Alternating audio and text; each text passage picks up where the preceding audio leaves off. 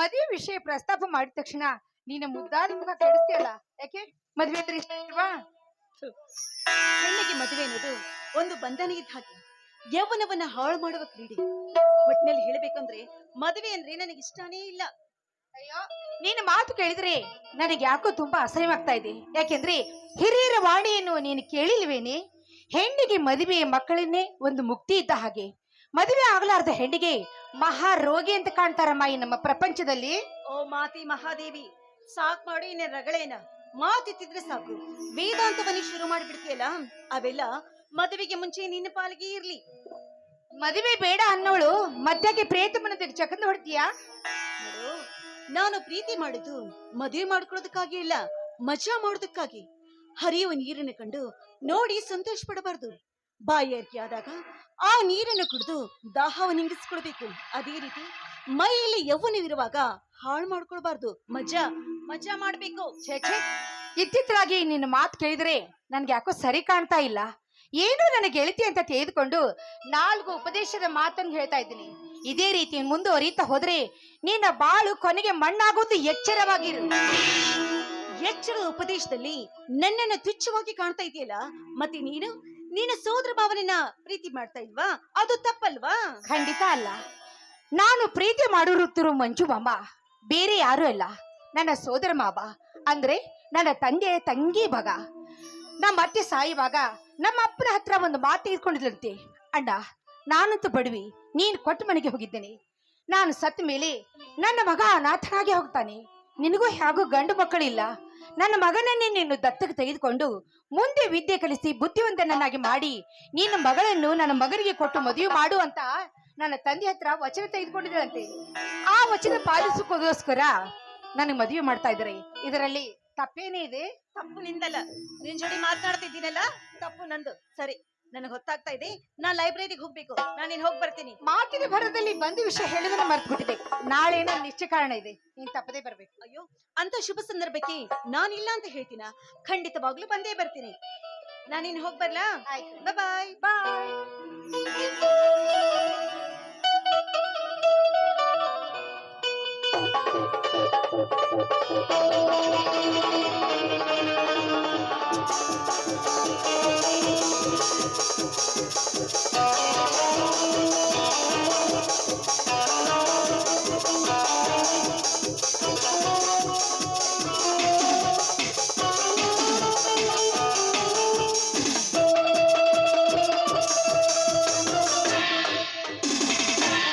Hello Bharati. Hello. ಏನ್ ಭಾರತಿ, ಅಪರೂಪವಾಗಿ ರಸ್ತೆ ಹಿಡಿದು ಹೊರಟಿದ್ದೀರಲ್ಲ, ಎಲ್ಲಿಗೆ ನಿಮ್ಮ ಪಯಣ? ನಾಳೆ ನನ್ನ ಮದುವೆ ನಿಶ್ಚಯ ಕಾರಣವಿದೆ. ಅದಕ್ಕಾಗಿ ರೂಪಾಳನ್ನು ಕಂಡು ಅವಳಿಗೆ ಹೇಳೋಣ ಅಂತ ಬಂದೆ. ಏನು ಅನಿರೀಕ್ಷಿತವಾಗಿ ನೀವು ಬಂದಿದ್ರಲ್ಲ, ನಾಳೆ ನೀವು ತಪ್ಪದೇ ಬನ್ನಿ. ಓಹೋ, ಮಲ್ಲಿಗೆ ಹೂವಿನ ಸ್ವಾಗತಕ್ಕಾಗಿ ಕಾದು ಕುಳಿತಿದ್ದೆ. ಅದನ್ನು ಕಳೆದುಕೊಳ್ಳುವಷ್ಟು ಮೂರ್ಖ ನಾನಲ್ಲ. ಖಂಡಿತವಾಗಿಯೂ ಬಂದೇ ಬರ್ತೀನಿ ನಿಮ್ಮ ಸಂತಸದ ಸಂಭ್ರಮಕ್ಕೆ. ತುಂಬಾ ಥ್ಯಾಂಕ್ಸ್ ಬ್ರದರ್.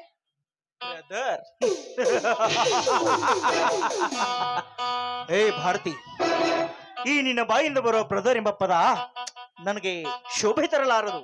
ಕರ್ಮೇಂದ್ರ. ಹೌದು ಭಾರತಿ, ಈ ಕರ್ಮೇಂದ್ರನ ಕಥೆಯಲ್ಲಿ ನಿನಗೆ ಸಿಕ್ಕ ಪಾತ್ರನೇ ಬೇರೆ. ನೀನು ಅಭಿನಯಿಸುವ ಅಭಿನಯವೇ ಭಿನ್ನವಾಗಿದೆ. ಅಂದ್ರೆ ನಿಮ್ಮ ದೃಷ್ಟಿಯಲ್ಲಿ ನಾನು ನಾನೇ ಹೇಳ್ತೀನಿ, ಅವಕಾಶ ಕೊಡ್ತೀಯಾ? ಹೇಳಿ. ಯಾಕೆ ಸಂಕೋಚವೇ? ಸಂಕೋಚವೆಂದ ಶಬ್ದಕ್ಕೆ ನನ್ನ ಮನದಲ್ಲಿ ಆಸ್ಪದವಿಲ್ಲ. ಮುಚ್ಚಿಟ್ಟ ಮಾತನ್ನು ಬಿಚ್ಚಿ ಹೇಳಬೇಕೆಂಬ ಆಶೆ.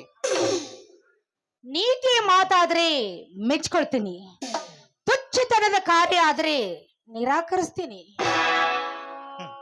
ಇರ್ಲಿ, ನಾನು ನಿಮಗೆ ಎಷ್ಟು ವರ್ಷಗಳಿಂದ ಪರಿಚಯ ಉಂಟು? ಸುಮಾರು 4-5 ವರ್ಷಗಳಿಂದಲೂ ಪರಿಚಯ. ಅಲ್ಲದೆ ನನ್ನ ಕಾಲೇಜಿನ ಸಹಪಾಠಿಗಳು ಕೂಡ. ಹೌದಲ್ವೇ? ಅಂದಾಗ ನಾನು ನಿಮಗೆ ಯಾವ ಭಾವನೆಯಿಂದ ನೋಡ್ತಾ ಬಂದಿದ್ದೀನಿ? ತುಂಬಾ ಪ್ರೀತಿ ಗೌರವದಿಂದ ಕಾಣ್ತಾ ಇದ್ದೀರಾ. ಹೌದಲ್ಲ? ಒಂದು ವಯಸ್ಸಿಗೆ ಬಂದು ಗಂಡು ಹೆಣ್ಣು ಈ ರೀತಿ ಪ್ರೀತಿ ಗೌರವದಿಂದ ಕಾಣ್ತಾರೆ ಅಂದ್ರೆ ಇದರ ಅರ್ಥ ನಿಮಗೆ ಗೊತ್ತಿರ್ಬೇಕಲ್ಲ? ಚೆನ್ನಾಗಿ ಗೊತ್ತು.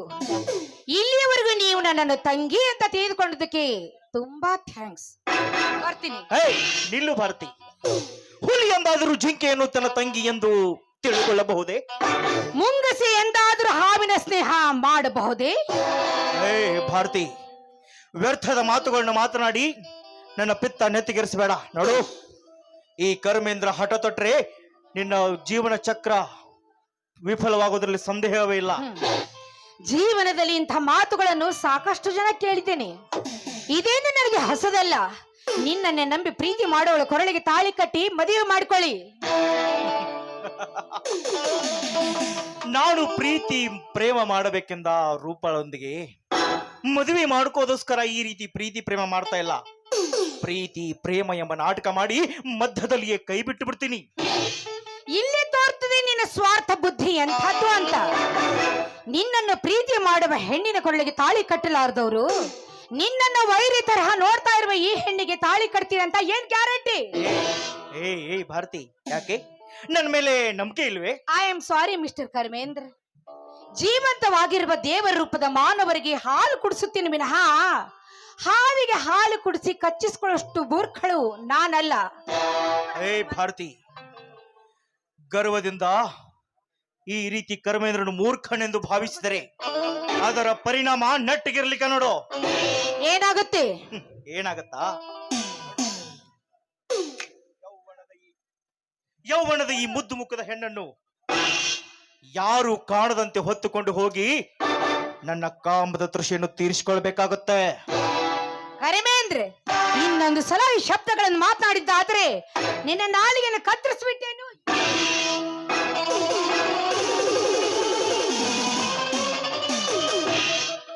ಏ ಭಾರತಿ, ನನ್ನ ಕೆಂಡಿಗೆ ಹೊಡೆದ ಕ್ಷಣ ಗೆದ್ದೆ ಎಂದು ಭಾವಿಸಿಕೊಂಡಿದ್ರೆ ಅದು ನಿನ್ನ ಮೂರ್ಖತನ.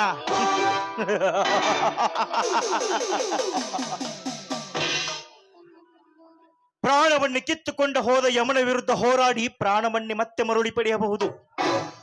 ಹಾವಿನ ಹುತ್ತದಲ್ಲಿ ಕೈ ಹಾಕಿ ಹಾವಿನಿಂದ ಕಚ್ಚಿಸಿಕೊಂಡು ಬದುಕುಳಿಯಬಹುದು. ಉಕ್ಕಿ ಬರುವ ಸಮುದ್ರದ ಅಲೆಗಳ ವಿರುದ್ಧ ಈಜಾಡಿ ಜಯ ಗಳಿಸಬಹುದು.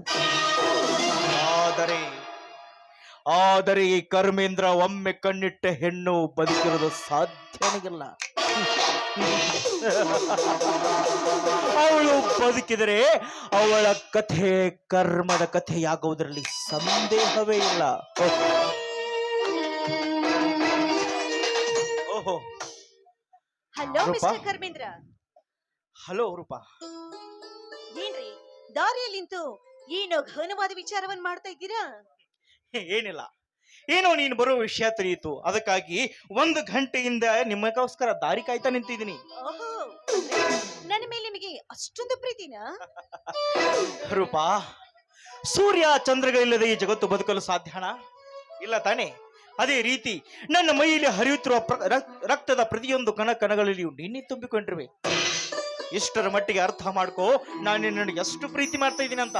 ಹಾ, ನಾನಿಂದು ಅರ್ಥ ಮಾಡಿಕೊಂಡೆ. ನಿಮ್ಮನ್ನ ನನ್ನ ಹೃದಯದಲ್ಲಿ ಬಚ್ಚಿಟ್ಕೊಂಡಿದ್ದೀನಿ. ಆದ್ರೆ ಬಹುದಿನದ ಬಯಕೆಯನ್ನ ನಾನಿಂದು ನಿಮ್ಮ ಮುಂದೆ ಹೇಳ್ಬೇಕೆಂಬ ಆಸೆ. ಅದ್ಯಾವ ಬೈಕೆ ನೋಡು, ಮುಚ್ಚು ಮನಸ್ಸಲ್ಲಿದೆ, ಬಿಚ್ಚಿ ಹೇಳು ಯಾವುದಂತ. ಮತ್ತೆ ಈಗ ನಾನು ಈಗ ನೀನು ನಾನು ನಾನು 3 ತಿಂಗಳ ಗರ್ಭಿಣಿ. ರೂಪಾ, ಏನ್ ಹೇಳ್ತಾ ಇದೀಯಾ? ನೀನ್ ಹೇಳ್ತಿರೋ ಮಾತು ಯಾಕ್ರಿ? ನಾನು ಯಾಕೆ ಸುಳ್ಳು ಹೇಳಿ? ಯಾಕೆ ನಾನು ಗರ್ಭಿಣಿ ಎಂಬ ವಿಷಯ ತಿಳಿದಾಕ್ಷಣ ನಿಮಗೆ ಸಂತೋಷವಾಗ್ತಾ ಇಲ್ವಾ? ಸಂತೋಷ ಪಡೋ ವಿಷಯ ಅಲ್ಲ ಕಣೆ, ಇದು ಸಂಕಟ ಪಡೋ ವಿಷಯ. ಯಾಕೆ? ಯಾಕಂದ್ರೆ ನೋಡು, ಗಂಡನಿಲ್ಲದೆ ಈ ರೀತಿ ನೀನು ಗರ್ಭಿಣಿ ಆದ್ರೆ ಮುಂದೆ ಸಮಾಜದವರು ಏನೆಂದುಕೊಳ್ಳುತ್ತಾರೆ ಹೇಳೋ ಚಿಂತೆ ಹತ್ತಿದೆ ನನಗೆ. ಚಿಂತೆ ಮಾಡಿ ಪ್ರಾಣಕ್ಕೆ ಏನಾದ್ರೂ ಅಪಾಯ ಮಾಡಿಕೊಂಡಿರಾ? ಏನ್ ನಿಮ್ಮ ವೇದನೆ ಏನು ಅಂತ ನನಗೂ ಕೂಡ ಅರ್ಥವಾಗುತ್ತೆ. ಈಗ ನಾನು ಹೇಳಿದ್ದು ಬರೀ ಸುಳ್ಳು ಮಾತ್ರ. ಒಂದು ವೇಳೆ ನಾಳೆ ಏನಾದ್ರೂ ನಾನು ನಿಮ್ಮಿಂದ ಗರ್ಭಿಣಿ ಆದ್ರೆ ನೀವು ನನ್ನ ಕೊರಳಿಗೆ ತಾಳಿ ಕಟ್ಟೋದು ಗ್ಯಾರಂಟಿ ತಾನೇ? ಓ ಎಸ್, ಗ್ಯಾರಂಟಿ. ನೋಡು, ನೀನು ಮದುವೆ ಇಲ್ಲದೆ ಗರ್ಭಿಣಿಯಾದರೆ ನಾ ಕಟ್ಟುವ ಅರಮನೆಗೆ ನೀನು ಕಾಲು ಇಡುವುದು ಗಟ್ಟಿ. ಇರದೆ ಹೋದ್ರೆ ದಿನನಿತ್ಯ ಇದ್ದೇ ಇದೆಯಲ್ಲ ನನ್ನ ಭೇಟಿ ದಾರಿ ಮಧ್ಯೆ. ಅದೆಲ್ಲ ಇರಲಿ, ಮೊದಲು ನನ್ನದೊಂದು ಕಾರ್ಯ ಆಗಬೇಕು. ನಿಮ್ಮ ಮನೆಯ ಪೆಟ್ಟಿಗೆಯಲ್ಲಿರುವ ಹಣ ನನ್ನ ಕೈ ತಂದು ಸೇರಬೇಕು. ತಿಳಿಯಿತೆ ನನ್ನ ಪ್ರೇಮದ ತುಂಟಿ? ತಿಳ್ಕೊಂಡಿ ನಿಮ್ಮ ಮಾತಿನ ಕೋಟ ಎಂತದ್ದು ಅಂತ. ನೋಡಿ, ಈಗಾಗಲೇ ನನ್ನ ತಂದೆಯವರು ನನ್ನ ಹೆಸರಿಗೆ 2 ಲಕ್ಷ ಹಣವನ್ನು ಇಟ್ಟಿದ್ದಾರೆ. ಆ ಹಣವನ್ನ ನಾನು ನಿಮ್ ಕೈಗೆ ಸೇರಿಸ್ತೀನಿ. ಯಾಕೆಂದ್ರೆ ಇವತ್ತಲ್ಲ ನಾಳೆ ನೀವೇ ತಾನೇ ನನ್ನ ಬಾಳಿನ ನಾವಿಕ ಅಂದ್ಮೇಲೆ ಅಷ್ಟೊಂದು ಹಣವನ್ನು ತೆಗೆದುಕೊಂಡು ನಾನ್ ತಾನೇ ಏನ್ ಮಾಡ್ಲಿ? ಸರಿ, ಹಾಗಾದ್ರೆ ನನಗೆ ಸಮಯ ಬಹಳ ಆಗ್ತಾ ಇದೆ, ನಾನಿನ್ ಬರ್ಲಾ? ಹಾ, ಇದನ್ನ ಹೇಳೋದಕ್ಕೆ ನೀನು ಅಲ್ಲಿಂದ ಇಲ್ಲಿವರೆಗೆ ಬಂದಿದ್ಯಾ? ಹಾಗಾದ್ರೆ ಮತ್ತಿನ್ನೇನ್ ಕೊಡ್ಬೇಕು? ಅಲ್ಲ, ಈ ವಿಷಾದ ತುಂಬಿದ ಈ ಮನಕ್ಕೆ ಚಿನ್ನ ಬರಲಿ ನಿನ್ನ ಸಂತಸದ ಸ್ವರಗಳು. ಮತ್ತೆ ಶುರು ಮಾಡಿದ್ರ ಈ ನಿಮ್ಮ ಮರಗಳೇನ? ತೀರ್ಸಿಕೊಟ್ಟವಳು ನೀನೇ ಅಲ್ವೇ? ಛೇ, ಹೋಗ್ರಿ.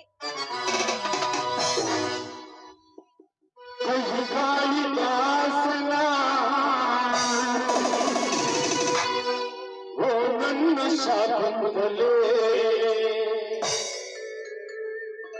ಓ ನನ್ನ ಶಾಪಂಬಲೆ, ಓ ನನ್ನ ಶಾಪಂಬಲೆ.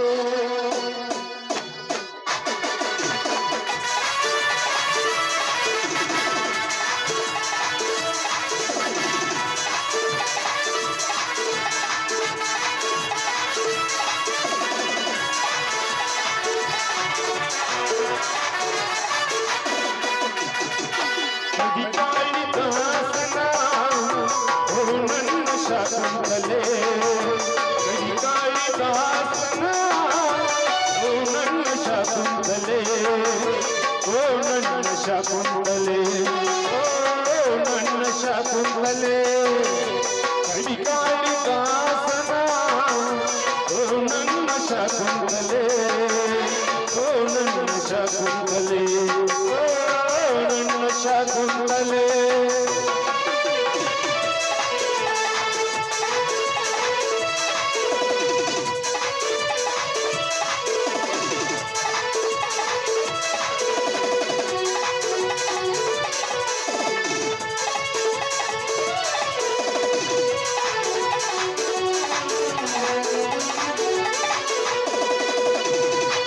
ನನಗಾಗಿ ಆ ದೈವ ನಿನ್ನ ಪಡೆದನಲ್ಲೇ ನಲ್ಲೇ, ನನಗಾಗಿ ಆ ದೈವ ನಿನ್ನ ಪಡೆದನಲ್ಲೇ ನಲ್ಲೇ.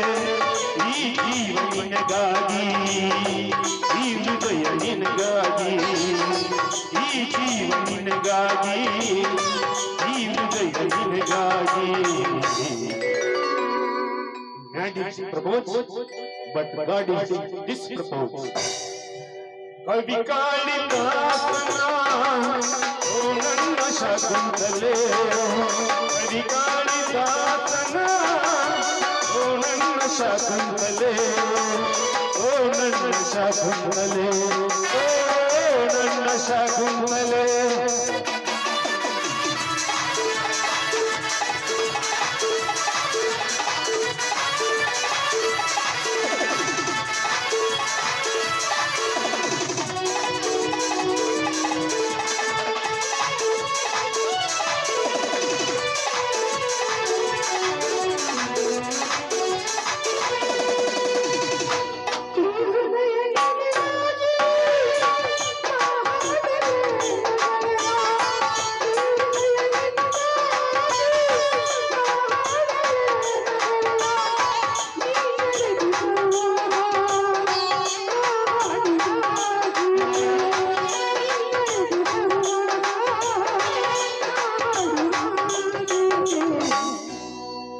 ಕವಿ ಕಾಳಿದಾಸನ, ಓ ನನ್ನ ಶಾಕುಂತಲೆ, ಕವಿ ಕಾಳಿದಾಸನ, ಓ ನನ್ನ ಶಾಕುಂತಲೆ, ಓ ನನ್ನ ಶಾಕುಂತಲೆ, ಓ ನನ್ನ ಶಾಕುಂತಲೆ.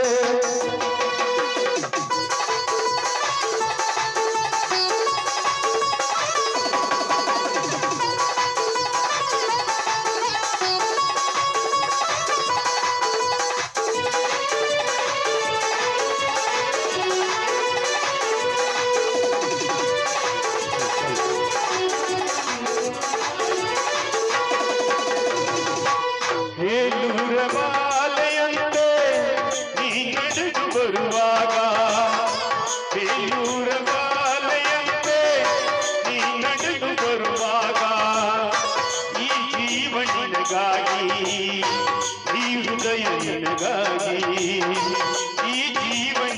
ನಿನಗಾಗಿ ಈ ಹೃದಯ ನಿನಗಾಗಿ ಮ್ಯಾಡಿಸ್ ಪ್ರಪೋಸ್ ಗಾಡ್ ಇಸ್ ಡಿಸ್ಪ್ರಪೋಸ್ ಕವಿ ಕಾಳಿದಾಸನ ಓ ನನ್ನ ಶಕುಂತಲೆ ಕವಿ ಕಾಳಿದಾಸನ ಓ ನನ್ನ ಶಕುಂತಲೆ ಓ ನನ್ನ ಶಕುಂತಲೆ ಓ ನನ್ನ ಶಕುಂತಲೆ ಆಹಾ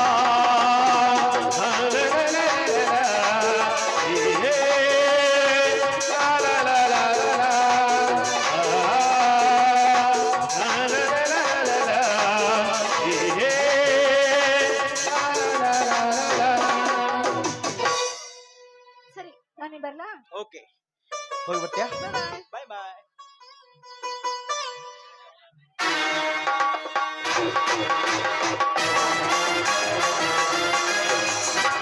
ಹೋಗು ಭಾರತಿ, ಹೋಗು ರೂಪ, ಹೋಗು. ನೋಡು ನೋಡು, ನಾನು ಬಿತ್ತಿದ ವಿಷಬೀಜ ನಿನ್ನ ಗರ್ಭದಲ್ಲಿ ಇಂದಿಲ್ಲ ನಾಳೆ ಬೊತ್ತು ಮಾಡುವುದು ಸಹಜ. ನೀನು ಗರ್ಭಿಣಿಯಾದ ಮೇಲೆ ಈ ಸಮಾಜ ನಿನಗೆ ಕೇಳುತ್ತದೆ, ನಿನ್ನ ಗಂಡ ಯಾರೆಂದು. ಆಗ ಆಗ ಈ ನಿನ್ನ ಭಂಡತನದ ಪ್ರೀತಿ ಪ್ರೇಮ ಯಾವುದು ಬರಲ್ಲ. ನೋಡು, ನನಗಿರುವುದು ಒಂದೇ ಒಂದು ಆಸೆ, ನಿನ್ನ ಹತ್ರಯೋ ಹಣವನ್ನು ದೋಚ್ಕೊಂಡ್ರೆ ಮುಗುತ್ತೇ ಹೋಯ್ತು, ನಿನ್ನನ್ನು ಸೀದಾ ಯಮಲೋಕಕ್ಕೆ ಪಾರ್ಸಲ್.